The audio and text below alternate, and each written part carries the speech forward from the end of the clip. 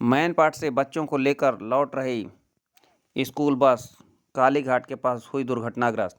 हम आपको बता दें कि बीती शाम मैनपाट के पास से धमतरी स्थित द्रोणाचार्य स्कूल के बच्चों की बस वापस आ रही थी, जिसमें एक बस जिसमें बच्चियां बैठी हुई थीं वह मैनपाट से उतरते दरिमा से पहले कालीघाट के पास दुर्घटनाग्रस्त हो गई, जिसमें 3 बच्चियों को चोटें आईं।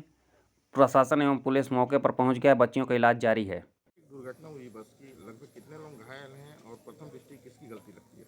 जी, ये धमतरी के द्रोणाचार्य पब्लिक स्कूल से 3 बसों में बच्चे सवार होकर मैनपाट में पिकनिक मनाने आए थे, जिसमें एक बस में बच्चियां थी 43, उनके टीचर्स थे और इसके अलावा ड्राइवर था और बाकी बसों में बॉयज़ थे। तो जो बच्चियों वाली बस थी ये काली घाट पे आते वक्त, जो दरिमा थाना क्षेत्र अंतर्गत आता है, वहाँ पे ये टर्न पे ये बस जो है आगे बढ़ गई, मुड़ नहीं पाई और सीधे नीचे खाई की ओर उतर गई।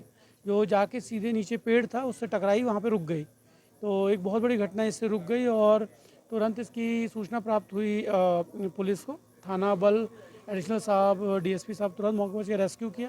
तुरंत मेडिकल की टीमें वहाँ आई और इमरजेंसी रिस्पांस के तहत एसडीएम साहब और अन्य जो प्रशासनिक अमला था वहाँ पहुँच गया।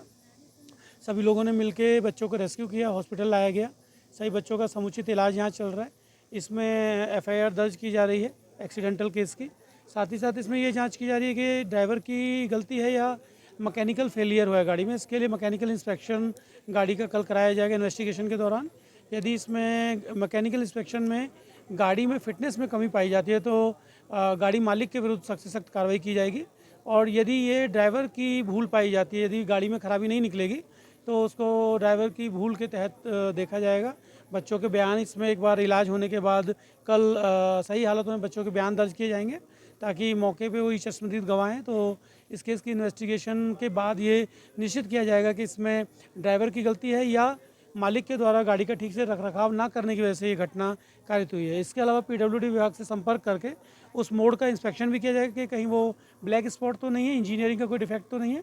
यदि उस तरह का कोई होगा तो उसका रेमेडियल एफर्ट लिया जाएगा, ताकि आगे से इस तरह की कोई भी घटना हो उसको रोका जा सके। एक प्रिंसिपल की बयान आई उस स्कूल की कि ये ड्राइवर जो था वो मोड़ नहीं पाया टर्निंग में, उस चक्कर में ये दुर्घटना हुई। क्या मानते जी, हैं इस तरह के बयान जो है एक तरीके से वो कंजेक्चर्स हैं, एक संभावनाएं व्यक्त करने का प्रयास है। ये तो प्रॉपर इन्वेस्टिगेशन जो पुलिस करेगी और पूरी गाड़ी का चेकअप कराएगी, सभी के बयान दर्ज करेगी, उसके बाद ही हम किसी कंक्लूजन पे इन्वेस्टिगेशन के दौरान पहुंच सकते हैं। तो इस तरह के बयान यदि किसी प्रिंसिपल ने दिए तो उनसे भी हम लोग पूछताछ करेंगे कि उनको इस तरह की बात कैसे पता चली और उसको भी इन्वेस्टिगेशन में ओके, तो फिर उनसे भी पूछताछ करेंगे इन्वेस्टिगेशन में। गाड़ी को भी चेक करेंगे कि कहीं ड्राइवर की गलती तो नहीं है या प्रिंसिपल के द्वारा बचाने का प्रयास तो नहीं किया जा रहा है ड्राइवर या गाड़ी को। तो हम हर एंगल से इसमें इन्वेस्टिगेशन करेंगे।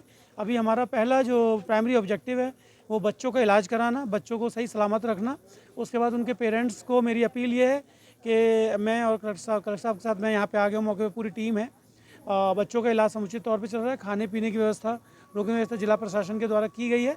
किसी प्रकार से पैनिक या परेशान होने की ज़रूरत नहीं है, क्योंकि धमतरी बहुत दूर है, वहाँ से माँ बाप बच्चों की परेशानी सुन के निकले होंगे। तो तेज़ गाड़ी ड्राइव करने की जरूरत नहीं, आराम से आएँ। यहाँ पे बच्चों के साथ पूरी सुरक्षा लगी हुई है, महिला पुलिस भी लगी हुई है, हम लोग भी मौके पे, खाना पीना सब व्यवस्था की गई है।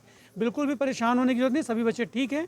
जिन बच्चों को 2 बच्चों को फ्रैक्चर हुआ उनका भी प्लास्टर वगैरह सारा दवाई वगैरह हो चुका है और बच्चे एकदम सेफ एंड साउंड सिचुएशन में है। और तो किसी प्रकार के पैनिक होने की ज़रूरत नहीं है। अगर मानते हैं कि अगर वो पेड़ नहीं होती तो बड़ी दुर्घटना घट सकती? जी बिल्कुल, मौका स्थल के निरीक्षण के बाद ये 100% श्योर हूँ इस बात को लेके कि यदि वो पेड़ से बस नहीं रुकी होती तो वो बस नीचे खाई में जा सकती थी और उससे बड़ी घटना भी संभावित हो सकती थी। तो एक ईश्वरीय कृपा जो है रही है इस घटना के दौरान।